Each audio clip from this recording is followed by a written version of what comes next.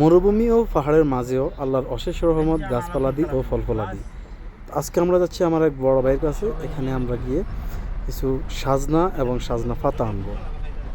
Online system মোবাইলে গুলো লাগবে।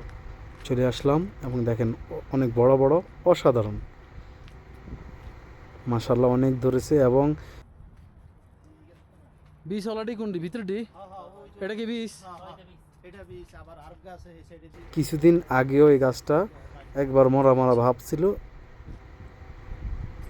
আর এখন আলহামদুলিল্লাহ অনেক আল্লাহর নিয়ামত, অনেকগুলা সাজনা ধরেছে। এখান থেকে আমি কিছু অংশ নেব। মাশাআল্লাহ ফুল করছে অনেক। এই জায়গার লোকেশনটি আসি রিজনের আবার ডিস্ট্রিক্টের আলসুদা রোডের একটা সাইডের একটা অংশ।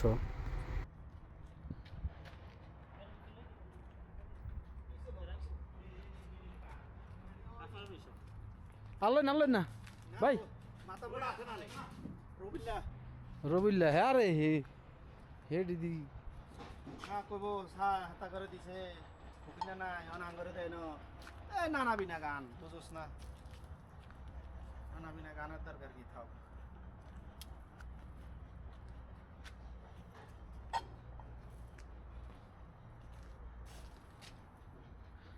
এই যে ইয়ান দিতে আর ইয়ান দিতে হলে তোকে সুন্দর আইব। এই যে ক্যামেরা, এই যে এই হ্যাঁ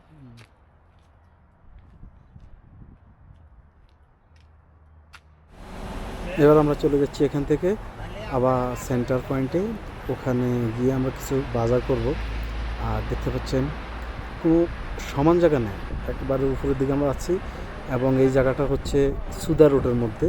নিচ দিকে থাকালে এমনটা দেখবেন সুদা রোড অনেক উপরে, চারিদিকে শুধু পাহাড় আর পাহাড়।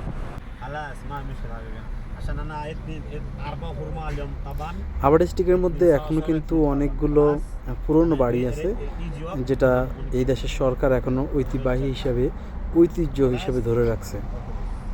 এবং তার মধ্যে এখন আমাদের সামনে অনেক বড় একটা পার্ক হবে, দেখা যাবে। পার্কটা এখন কিন্তু সাফিয়া শেষ সিজনের একবার আগামীকাল থেকে মাদ্রাসা বা সকল সরকারি এবং শিক্ষা প্রতিষ্ঠান সহ সব কিছু চালু হয়ে যাবে, মানে সাফিয়া শেষ হয়ে যাবে।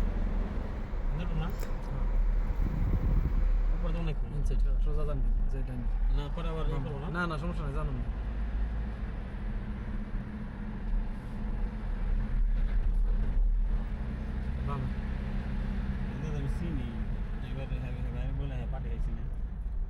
সামনের এই জায়গাটা এবং উঁচু পাহাড় উপরে যে বাড়িটা দেখতে পাচ্ছেন, হয়তো ক্যামেরার মধ্যে ভালো পরিষ্কার দেখা যায় না, এটা হচ্ছে এই দেশের আমিরের বাড়ি। ডিস্ট্রিক্টের সবচেয়ে লোকালদের জন্য একটা বড় পার্ক। এখানে বিশেষ করে সরকারি বন্ধের দিন এবং সাফিয়ার সময় অনেক প্রচুর জ্যাম থাকে এই জায়গাটা। এখন আছি আমরা মার্কেটের মধ্যে, অনেক বড় বড় চাইনিজ মেকআপ বক্স প্লাস অনেক বিশাল বড় একটা মার্কেট, যেটাকে আবার সেন্টার পয়েন্টের সিটি মার্কেট হিসেবে ধরা হয়।